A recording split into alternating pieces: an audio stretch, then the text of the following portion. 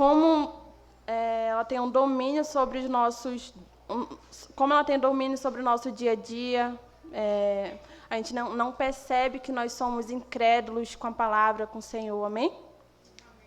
E como nós ficamos cegos a ponto de duvidar do nosso Deus. Se a gente fosse estudar sobre isso mais fundo, você iria perceber que como somos fracos na palavra, como nós somos influenciados tão fácil por dúvidas, ansiedade, medo, e como a nossa fé ela depende de situações, né? Convido você a analisar como está a sua fé, não em milagres, não em coisas aqui da terra, mas como está a sua fé na palavra, naquilo que o Senhor tem falado para nossas vidas. E como a nossa fé ela só é firme diante daquelas coisas que nós estamos vendo. Quando a gente não vê, a gente não tem uma fé grande. Quem concorda? Convido você a abrir lá em Hebreus 1, número 1.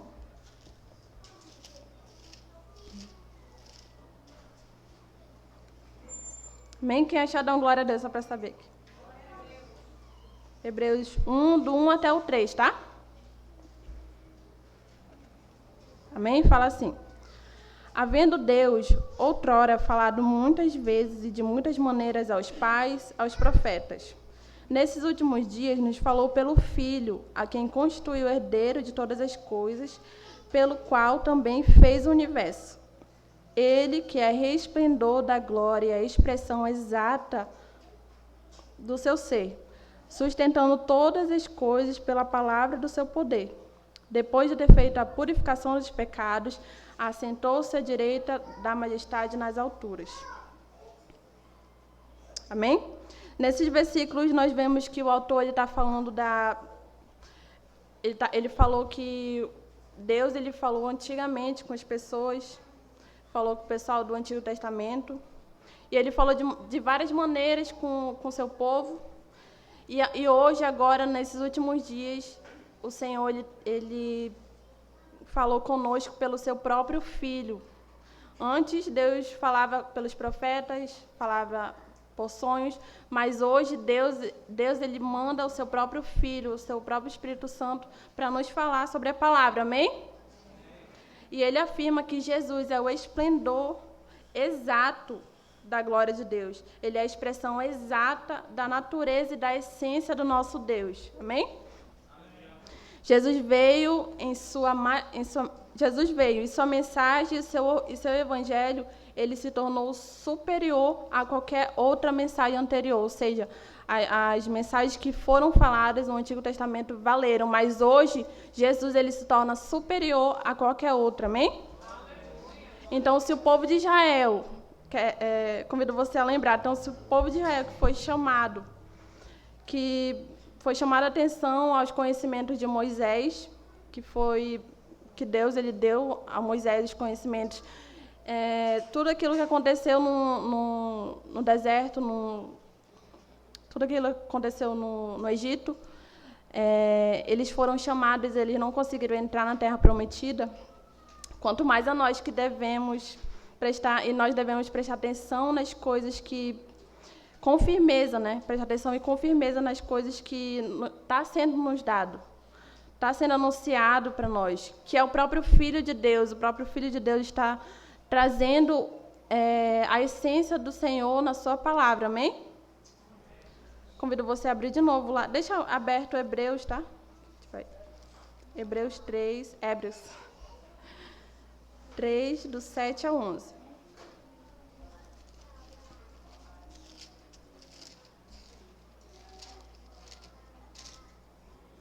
Hebreus 3, do 7 ao 11, fala assim.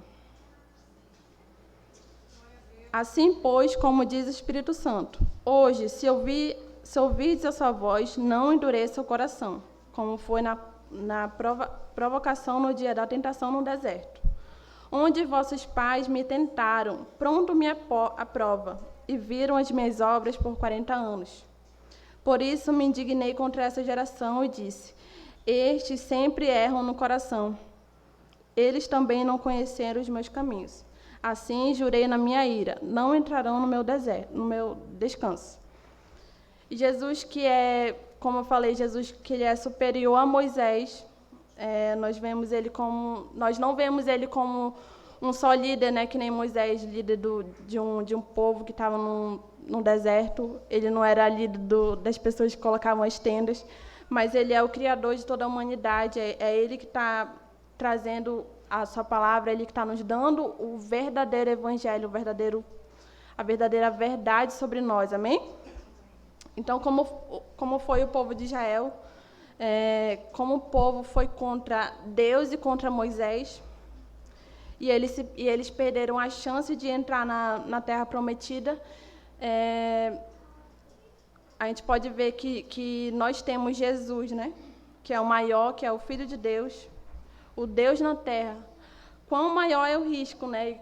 Quanto risco nós corremos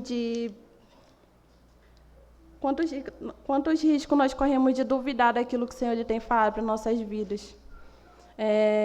De duvidar, de ser incrédulo mesmo, de duvidar do perdão do Senhor, de duvidar se amanhã o Senhor ele vai mandar o alimento ou não. Sabe, as nossas dúvidas. Deixa eu ver. E quantos riscos nós corremos de estar fazendo isso com o nosso próprio Deus, né? Que nem eu falei, o povo de Israel ele duvidou contra Deus e contra Moisés, e aconteceu o que aconteceu e contra nós, né? Que nós estamos ouvindo o próprio Filho de Deus, e nós duvidamos, né? Muitas vezes nós não confiamos nele. E é a mensagem do Evangelho, na verdadeira mensagem do Evangelho. Então, a incredulidade, ela obscurece a nossa visão da glória de Deus. Ela nos faz desafiar todo o poder e toda a soberania do nosso Deus. Nós temos o nosso coração por completo sujo de incredulidade de não acreditar na promessa do Senhor, de não acreditar que o Senhor ele te limpou de todo o pecado, de não acreditar que nas palavras que estão sendo faladas aqui. E a gente duvida não só da palavra, mas a palavra ela é o Senhor, não sei se você está entendendo. De uma forma inconsciente, nós duvidamos do nosso Deus. A incredulidade, como eu falei, ela está camuflada no meio da igreja. E no nosso dia a dia, nós não acreditamos, não damos a mínima no que o Senhor está falando para nossas vidas, amém? Convido você a abrir de novo Hebreus 3, 12 ao 15.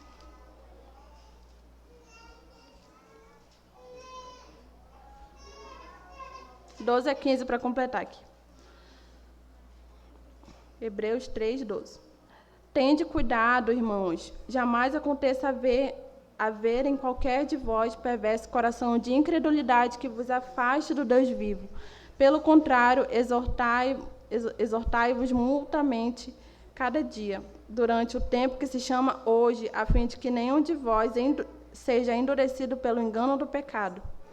Porque nos temos tornado participantes de Cristo, se de fato guardarmos firmes até o fim a confiança que desde o princípio tivemos. A gente vai pular lá para o 19.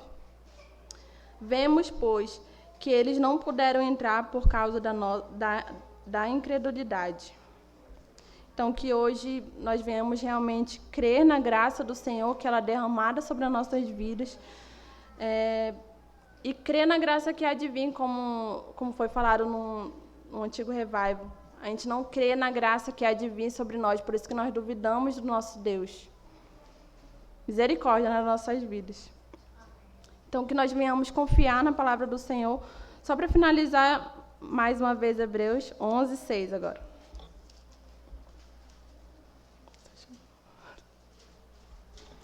Hebreus 11, 6.